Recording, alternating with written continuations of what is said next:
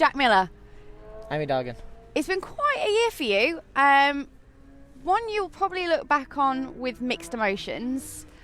I think we should probably start with the highlight, that win back in Assen. It was such a special one, not only for you, but obviously for the championship as a whole, because you became the first independent team winner. In the part Ferme, your interview you gave with Dylan, you could kind of see just how emotional you were about the whole thing. And obviously your public perception is that you're quite a joker, you're quite a lad, but I think for us in the paddock, we know that you have this sensitive side, and that really came through in that interview. And one thing you said that really stood out to me, you said, I'm not an idiot. What did you mean by that? I mean, a lot of people question my decision to go directly from Moto3 to MotoGP. They're saying that I'm dumb or whatever for doing that, and why should I be given the opportunity? But, I had belief in myself, and I believed that I could do it. I believe, okay, it didn't come directly. I didn't expect it to, but definitely I felt I could, if given time, which Honda were able to give me, that I would be able to do it. And I mean, okay, I didn't think we'd do it as quickly as we did there, getting the victory, but of course, between there and Sachsenring was definitely, two really great races, and yeah, like you said, something I'll never forget. I mean, it was so emotional, so special for me to get that victory, and just to get that little monkey off my back, to show that I can do it, because a lot of times we've been in a position to have a really good result and done something silly or pushed too hard when we probably didn't have enough experience on our side. So to get that in was definitely nice. This winter, we saw you undergo a huge physical transformation. I think when I first saw you in the paddock, I had to take a double take. I didn't recognise you. What was the turning point, or what kind of made you take your fitness with MotoGP that much more seriously? And also, what did it actually take physically? Like, what were you doing to make such a rapid transformation? I mean, last year I came into this a little bit underprepared, I feel.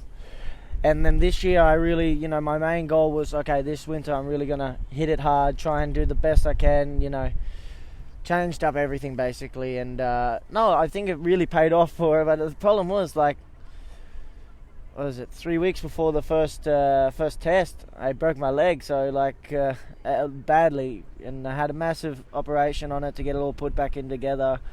And then I had a plaster for near on 6 weeks, so it was definitely hard for me, training. Like, I came out of hospital, and 2 days later with a plaster on, I was back in the gym, working, because I still had one goal in mind, and that was to be ready by the time we got to Qatar. To that if I felt if I was ready, then my bike, even if it isn't ready, we should be able to at least have a better go at it. And I believe it's helped. I've really tried to change every aspect of my career in that sort of direction. But no, it's been an awesome season. I mean, I can't fault many things. Okay, we've had some injuries and had to watch a few races which sucked so bad. But to be able to be where we are now, and to be sitting here and be ready for my home GP at about 95% fit, so I feel good, and I feel really good leading into it, because it's a track I love. I love riding at home, and I love riding in front of the home fans, so I'm looking forward to it, that's for sure. I mean, I believe, last year we had a really good race here on the open Honda, so this year we've got the satellite, factory satellite bike, so I think this year we're on for a good show, hopefully. You've just mentioned the injuries. That's probably been the thing that's plagued your season, is the injuries. Obviously, you mentioned the one that you came into the start of the season with, and we never really saw you fully recover from that. And then you obviously took another big hit in Austria, and I know from talking with the team, you were so frustrated, and in fact at times you were really asking the team, like, please let me race. As a rider, how do you make that call? Because obviously there's a lot of pressure on you to get out there and to be able to have an opportunity to prove what you are capable of. But when you're not fully fit, how do you make that decision? It must be a real kind of heart tug. Definitely is, especially riding these MotoGP bikes, which is so physically demanding. Like, even if you're at 95% fit, it's hard work. Even if you're at 100% fit, it's really hard to ride in. And I mean, I was pushing all the time to ride, but I noticed so I broke my back and my hand and my arm all in that one crash in Austria. I had 3 vertebrae fractured in my back, one completely crushed. the radius, and then there's a metacarpal or something up in the hand, which really hindered me the most. Like the back and the arm were actually okay, but it was the finger that was giving me the most grief, because it didn't really hurt, but I had no power in braking. And in Silverstone, I finished the race, but towards the last 10 laps, I couldn't do anything, at all. I mean, I was braking some places 50 meters earlier than I could on my best lap, or that I could, I couldn't do more than 3 laps in a row pushing, that's for sure.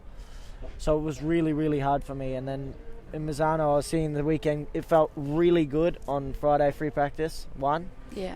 And then at the end of free practice 1, braking, it just went and re-broke again under brake. So then I tried to ride the rest of the weekend, but it was just my braking was getting earlier and earlier every session, because I just had less and less power. So on Saturday afternoon, we called it there and said, okay, we need some time off. We need to try and get everything ready, because, we were leading up to these races, the 3 in a row, So we decided to miss out the race on Sunday, and then also the next one in Aragon. And I went home, got the plaster put on to try and heal up most of the things in my hand. Hand feels a lot better even after last weekend. Like, of course, having it in a plaster, you lose some power. So last week in Japan, being a hard braking track, it was not easy, that's for sure. But no, I feel it feels better already, after near on a week of recovery. So and anyway, here in Phillip Island, there's not too many heavy braking points, so we should be right. That sounds good. We just want to see you smiling again. Listen, Jack, you have a great home Grand Prix. Thanks so much for talking to us, and we wish you all the best. Thank you. Thank you. Cheers, guys.